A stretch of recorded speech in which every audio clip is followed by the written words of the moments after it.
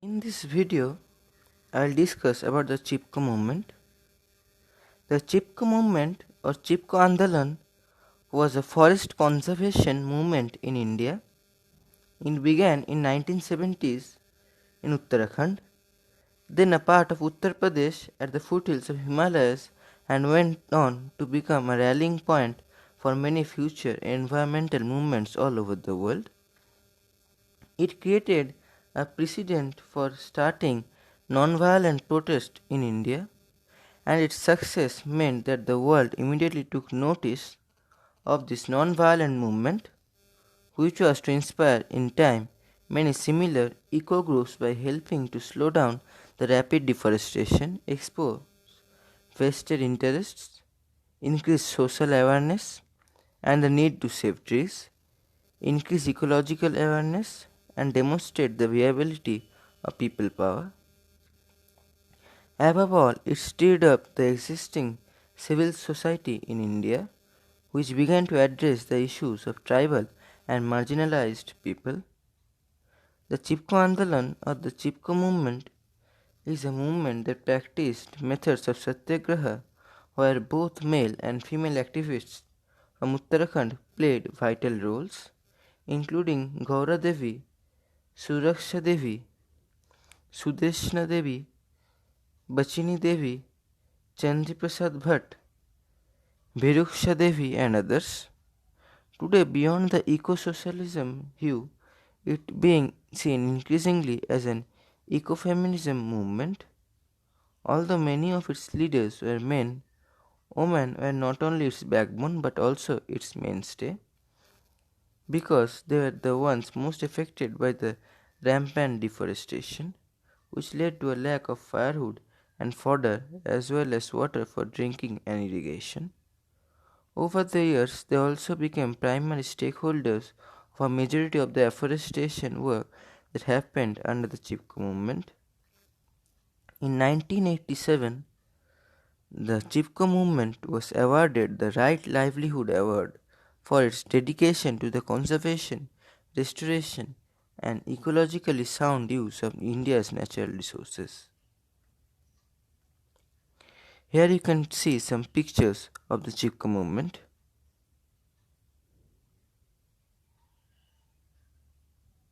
Hastened by increasing hardships, the Garhwal Himalayas soon became the center for a rising ecological awareness of how reckless deforestation had denuded much of the forest cover, resulting in the devastating Alakananda river floods of July 1970, when a major landslide blocked the river and affected an area starting from Hanumanchati near Badrinath to 320 km downstream till Haridwar.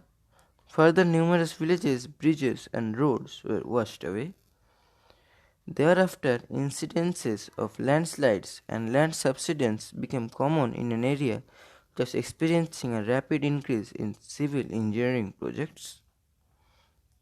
Soon, villagers and women began to organize themselves under several smaller groups, taking up local causes with the authorities and standing up against commercial logging operations that threatened their livelihoods. On October 1971, the Sangha workers held a demonstration at Gopeshwar to protest against the policies of the Forest Department.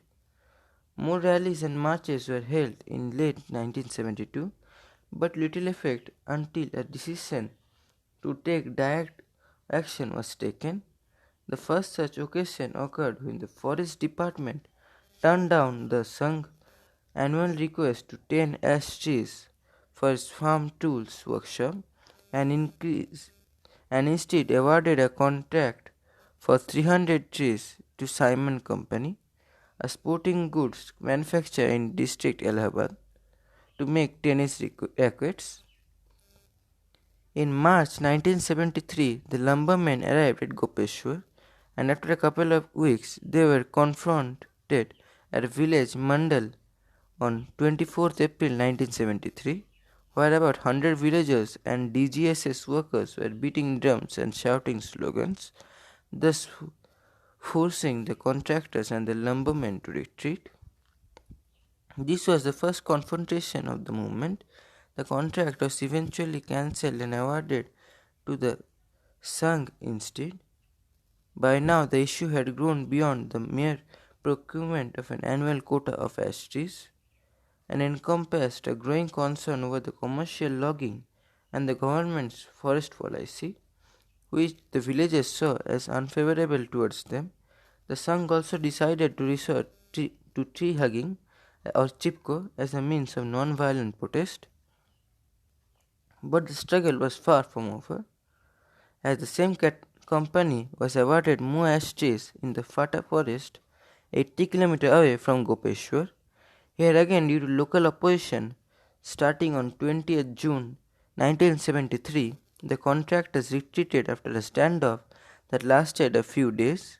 Thereafter, the villagers of Phata and Tarsali formed a vigil group and watched over the trees until December, when they had another successful standoff.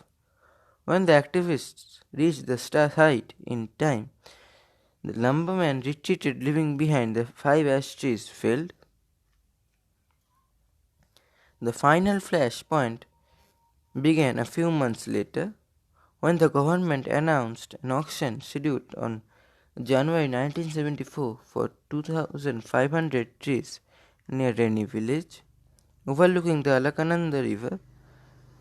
Bhatt set out for the villages in the Reni area and incited the villagers, who decided to protest against the actions of the government by hugging the trees. Over the next few years, rallies and meetings continued in the Reni area.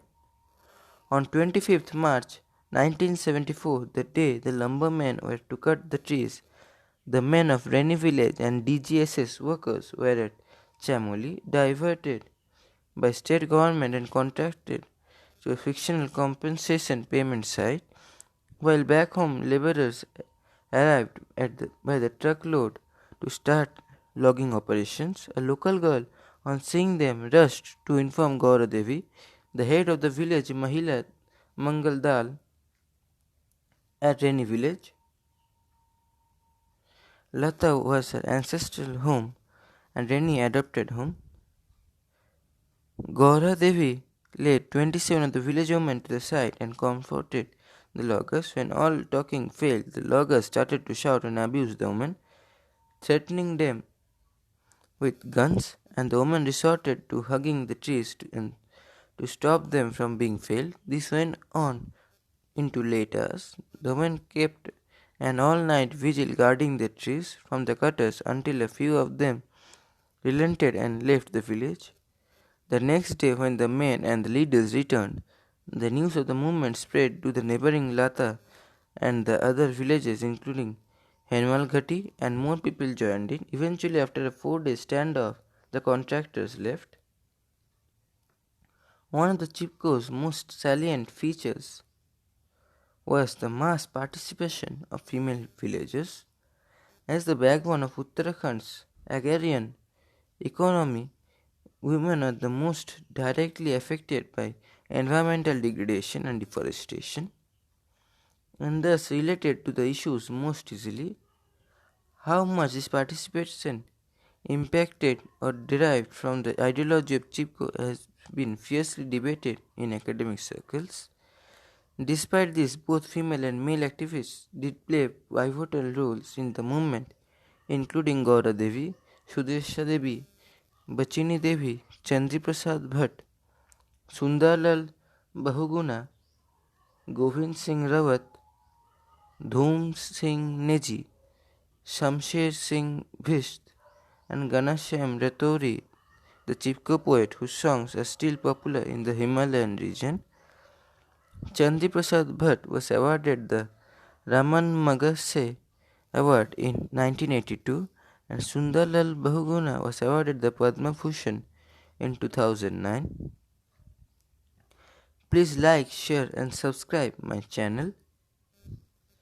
And if you have already subscribed, then don't forget to hit the bell icon. Thank you.